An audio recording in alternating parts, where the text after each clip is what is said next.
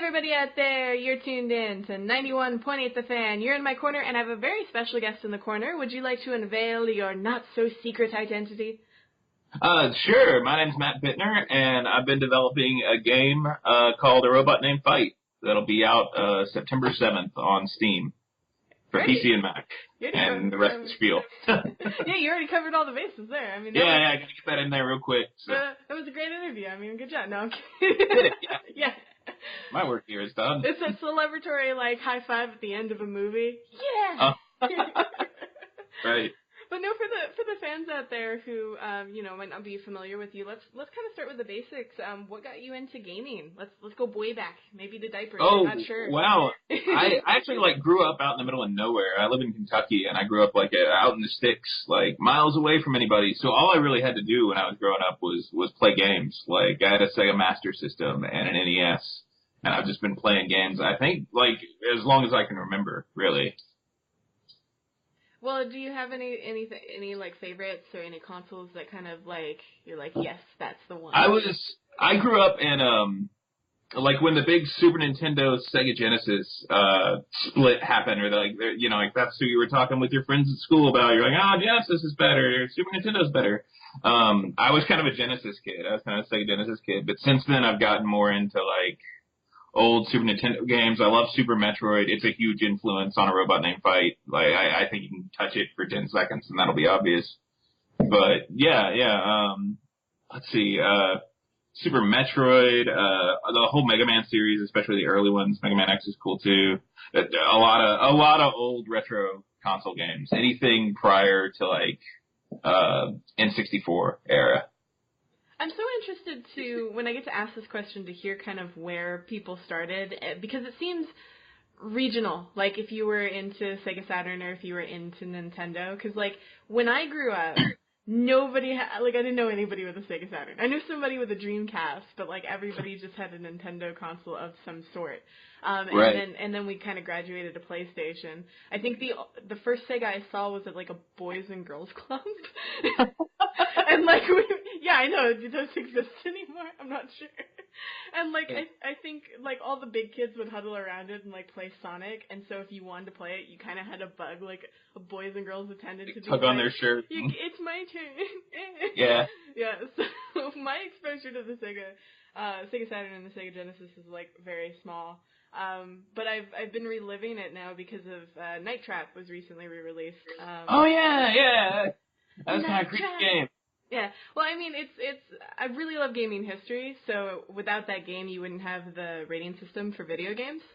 Yeah. So, I don't know, I'm all into that right now. It's good in a way that was a thing, depending on about rating systems, I guess. I mean, it's good to a certain degree. It's weird how it came up, but that's a history lesson for another day, on another show. But so you've taken some inspiration from a bunch of games. But what kind of got you into working on games? Because I mean, a lot of people, they grow up and they're like, man, I really want to work on this. But it's another thing to want to work on something that you're creating, and not go to a company and work on whatever they're working on. You know what I mean? Sure. Yeah. And I growing up, I always wanted to make video games, and then I kind of hit high school and lost interest for a long time.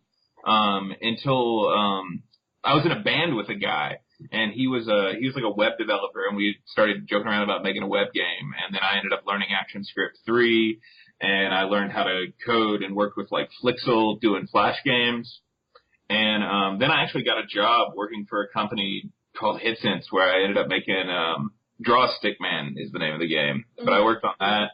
So I did the whole work for a company for a while thing. But I always wanted to make an old school procedurally generated platform, a platformer. I wanted to do that for 8 years, and I finally kind of got in a place where I was able to do that. So I did. Yay! Congratulations. Yeah. Well, I mean, there's so many decisions when going into making your own game, especially when you're trying to emulate an older style. You've got some very detailed pixel work in your game. Thank you.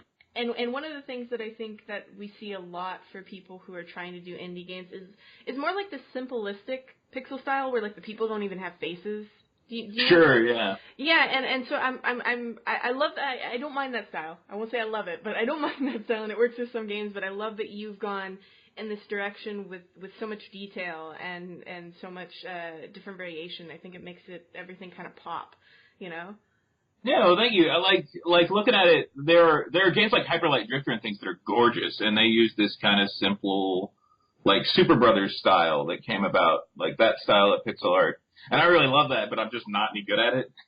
So I kind of learned going on pixel art forums, and I just got better. Like I started having a really, really simple, bad-looking like programmer art, pixel art, and it just kind of evolved, making little tiny games. Every little step getting a little better, and like learning more about pixel art and learning more about like what should you do and what shouldn't you do. So it was really out of necessity more than anything. Like it was the easiest way to get art. And then I wanted to look good, so I tried to get good at it. Yeah, the viewers are very familiar with. I kind of rant about this a lot, and the game. I reference the weirdest games, so I apologize. But like I reference Princess Maker 2 a lot because the pixelization in that is very detailed. And I'm like, people don't do this anymore, so I love to see when game developers try. As I said, I think it really brings the game to life. And the fun thing I imagine would be designing so many interesting creatures that look so like evil and kind of gross. Yeah, that was probably like the most natural part of developing the game. That was what I had the most fun doing, I think, was all the monster design. Because they're just flesh monsters. They're just like these balls, this goopy mass of skin and meat. So you're kind of able to do whatever you want. Like you want an enemy that it shoots 3 projectiles. Just give it 3 heads. Give it 3 meat tubes or whatever. So it was really, I don't know, it was a good way to approach it. I just want to get them like a toothbrush. Yeah, they all have like gross yellow teeth and all jaggy. It's like they've been smoking for 80 years. Yeah. Just I guess I hadn't even brought this up, but the game's about like you're this robot, and you live on a robot planet, and everything's cool. You're having a fun time on your robot planet with your robot friends, and all of a sudden this giant meat orb comes out of the sky, like this thing the size of a moon. That's very Lovecraftian, very David Cronenbergy, with all these mouths and eyes and stuff, and it starts just raining down meat monsters, and the whole civilization collapses, and then you kind of like gotta go find items to fight it. But in that, we got all these meat monsters with these gross teeth. So I'm kind of curious, based on that story and plot. Do you get to interact with any of your robot friends that you mentioned? There are a handful of robots you communicate with. There's one in the beginning called Tutorial Smith, and he gives you like this brief tutorial before dying. That was added very recently. And then there's these allies that can forge weapons out of like scrap and artifacts you find. They can craft things for you, so they're kind of like shopkeepers. There's not a lot of dialogue. They're all very curt. All the robots are very like, I will make you guns. That is the thing I do. So that's fair. I was just kind of curious because you mentioned his robot friends, and I know it's not a nice, happy, like Hello Kitty kind of friendship adventure, but like yeah, that's the idea I had, is that they skip into the sunset at the end of the game. No. You have lots of orbs. You have lots of little pals that are just these cute little metal balls that follow you around. Oh, there you go. It's like Navi, but not annoying. Right. Listen. Oh, that's wonderful. So in terms of you've been working on the game for a while. So have you done any like play testing or anything like that? Have you gotten feedback from anyone beta testing the game at all? Yeah. I've had it's all been like I've been developing the whole game entirely by myself. So it's all been people I've found online that have expressed an interest, or like friends of mine that I've like bugged them. Hey, you gotta just play my game. Keep playing my game and telling me all the stuff that sucks about it. Tell me the things that are broken. So it's not been like it could have been done better, I guess is the way to say it. But I think I've almost got it bug free at this point. The past month has just been me play testing and everybody I know that's willing to like play testing. So Well, with these sort of games, sometimes they can be ridiculously hard and sometimes they can be too easy. Did you find any issues with that when you started letting people playtest it? Yeah, yeah. As soon as people, I'd even started my initial, pre-press launch and released it to some YouTubers, and I've been watching YouTubers play, and I've been like, oh, it's really easy. Like, parts of it are way too easy. So in this past 2 months, the difficulties gradually just kind of crept up. And I've added achievements that make the game more difficult, like the longer you play and the more times you beat the final boss and things like that. So, it was interesting discovering that. It was interesting discovering things like, stuff I hadn't even thought of. If you play with a Bluetooth PlayStation 4 controller, there was this weird input latency, and there's all that kind of stuff that I've just been, finding out in the past 2 months. Oh yeah, I could totally understand that. I'm a console gamer at heart, but recently I've been playing more games on PC, but I have to do it with a controller. I don't know why. There's something wired in my brain. It has to be on a PlayStation controller. Yeah, especially with the platformer, it feels necessary. It's just not fun on a keyboard. It feels wrong. Yeah, sometimes it just, especially too, there's more and more games that are designed that aren't, I'll reference, I guess, Final Fantasy 11 versus Final Fantasy 14. Final Fantasy 11, you can have both hands on your keyboard and play the game and it feels natural. You can't do that in 14. It feels like you need a third hand. But if you play it on controller, it feels natural. Right, because it kind of, I guess it probably anticipates, twin stick controls or whatever. You gotta be able to hit more than 3 buttons at once. Yeah, exactly. So, I mean, when a game does not feel good on keyboard, I immediately check the keyboard out and go straight to controller. Yeah. I'm the first adopter of the controller forever and forevermore. But no, those are good things to find out. Have you been looking into releasing on other platforms besides PC and Mac? Yeah, I think relatively soon after launch, I'm hoping to get a Linux build up. I've been working on it. I'm not comfortable releasing it because it hasn't been tested enough. Mm-hmm. But that will happen. And then I think I'm going to try to launch on Windows Store eventually. And following that, I want to get some dev kits. But I've self-financed the whole game, so I didn't have the money to do a simultaneous launch on all platforms. So I'm hoping if the Steam launch goes well enough, I'm definitely going to pursue PlayStation 4 or Xbox. I'm going to plead with Nintendo to give me a Switch dev kit, but those are really hard to come by, as far as I know. I mean, a Switch in general is hard to come by. Yeah, a Switch, anything Nintendo puts out anymore is we released 10 of them to a Walmart in, the smallest town. I'm seeing that more and more in video gaming, and as a collector, it's starting to get immensely frustrating. But that's once again a rant for another day. I'll just be angry about it and stew about it a little bit later. Oh, sorry. So, is there anything, I like to ask this question, is there anything you really liked in the game, but perhaps your beta testers didn't like, and you were very hesitant to change? There is one thing that I'm still on the fence. It's launching in 2 weeks, and I'm not sure if I'm going to change it or not, which is just the default control scheme. I'm used to the old Super Nintendo games, and I love Super Metroid, and my controls are very close. And in Super Metroid, shoot and jump were A and X on a Super Nintendo controller, which is on the right side. And apparently all modern platformers, that's flipped. So I guess on an Xbox controller, it'd still be A and X, but it'd be on the other side of the controller. So I'm debating on whether I want to change those default controls, because I like them how they are, but a lot of other people are really favor the other setting there. And then the tutorial was something I added really late. I should have added it earlier, but people were needing it. Some people were. The difficulty has climbed up just watching people play it. So, I guess that last thing didn't answer your question as far as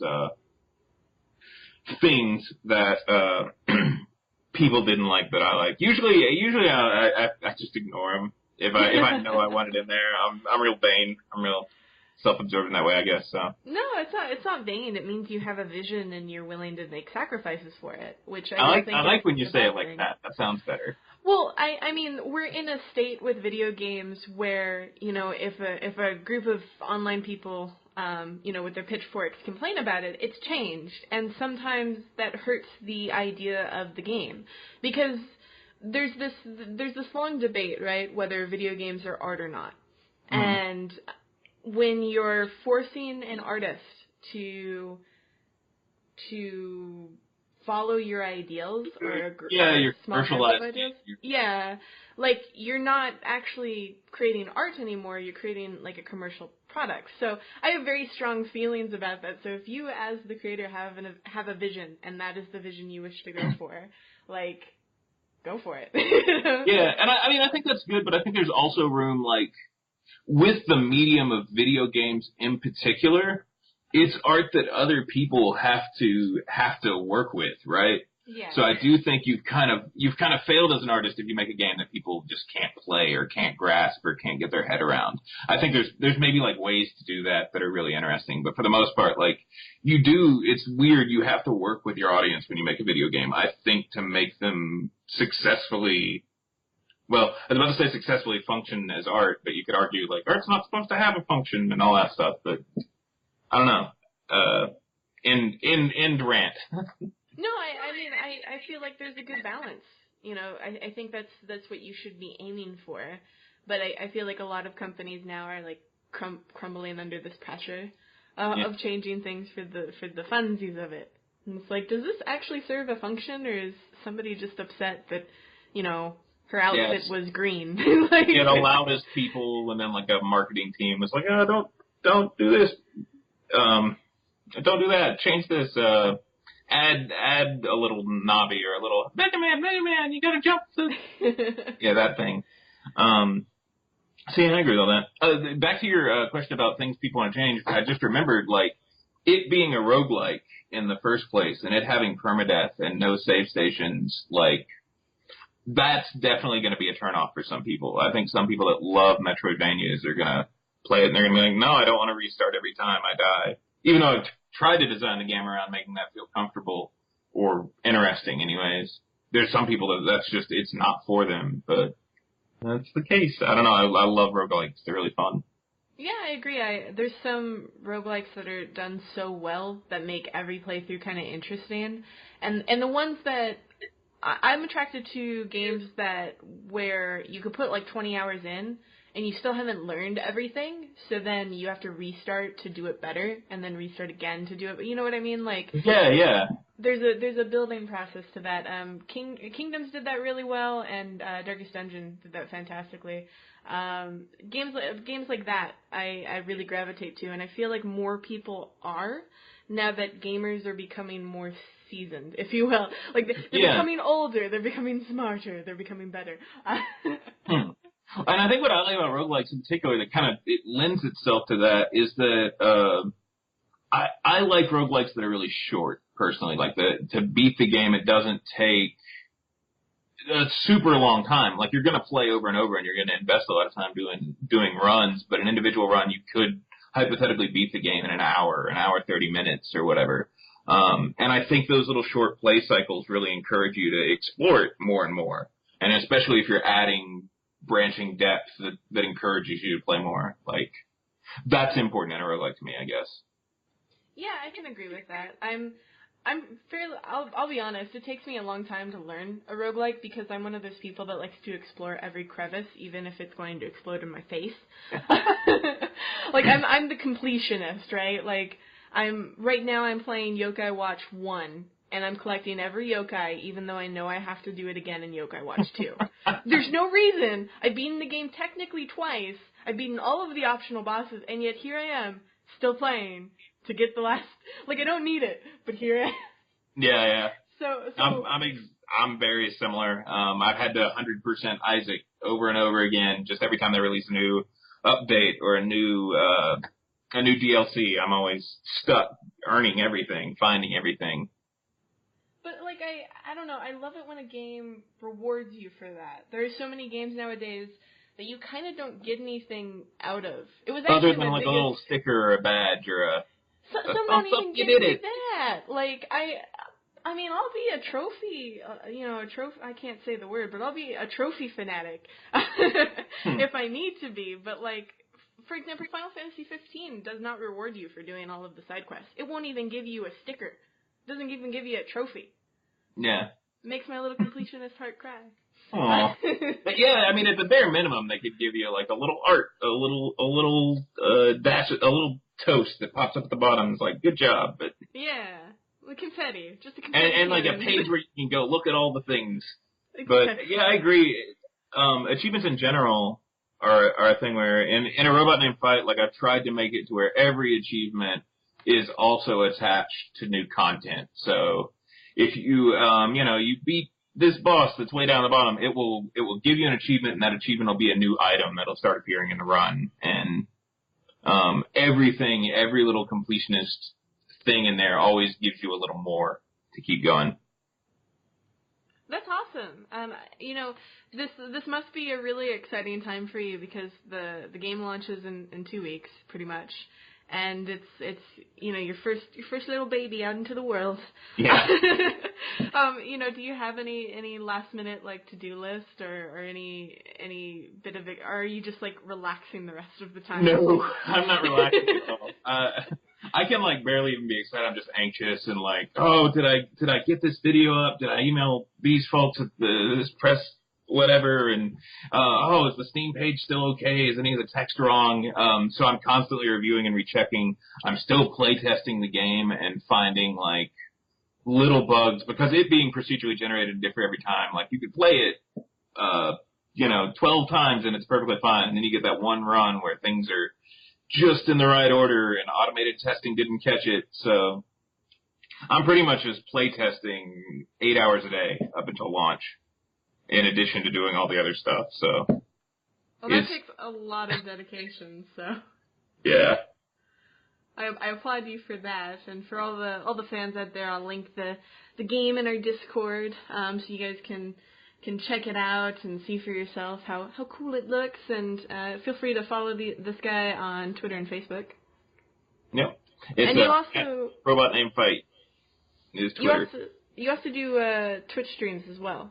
Yeah. Occasionally, they've been kind of like little surprise streams. Like I've had to play my game so much that it's just a lot easier and a lot more enjoyable if I can hang out with some folks while I'm doing it. So you can follow me on Twitch, and you might catch me like doing development one day or playing the game another day. So if you want to find out more about the game, that's a good way to do it. And while you said that, I listed all of your social media on our Discord. Thank you. So hopefully people check it out. I'm really excited to see the game. Is there any last final words you want to give our listeners in preparation for the release? I'll just reiterate the whole spiel. I'm Matt Bittner. It's a robot named Fight. It comes out on September 7th. On Steam, initially for PC and Mac. It's going to be $9.99 with 25% off the day it launches. You get a free handbag and a shirt. No, you don't get any of those things, but that's the whole... I got to hawk my game. But yeah, that's I just hope people dig it. I hope people enjoy it. I hope they check it out, and I hope they get something out of it. I mean, it sounds like a lot of fun, and I definitely know that there's a good portion of our audience that's really interested in it based on our chat. But before we let you go, we actually have a 91.8 The Fan tradition. Okay. And we're wondering if you'd be willing to be a part of it. Probably. What is it? We ask everyone whether they're a voice actor or not, if they'd be willing to do a radio bump for us, which basically means if you could say a line for us. Okay, yeah, absolutely. Awesome. The trick of it, however, is that we do the takes live on air, so everybody gets to hear you mess up. Sweet. That's great. We basically ask if you could say, hello, my name is, I do this, you could put whatever you want there, and you're tuned into 91.8 The Fan. And you're tuned into 91.8 The Fan. Yes. Okay? Let me get to go. I'm Matt Bittner, creator of A Robot Named Fight, and you're tuned in to 91.8 The Fan.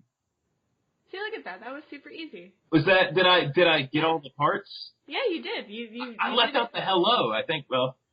I'm if you want to do a quick hello, we can smush it together with Okay, yeah, I'll just give you one good hello. Hello! There you go, yeah. To be honest, I've had voice actors that have taken way more takes than that, so you should feel proud. Thank you. But thanks so much for joining us today. I wish you all the best with your release. The game sounds awesome, and I hope that our fans check it out as well. All right, thanks for having me, Jackie. Yeah, of course. And for any of the listeners out there that missed any of this interview, don't fret. You can find it on the website within the next few days, so keep your eyes peeled to 918thefan.com and your ears tuned to 91.8 The Fan, where we play everything you want and nothing you don't.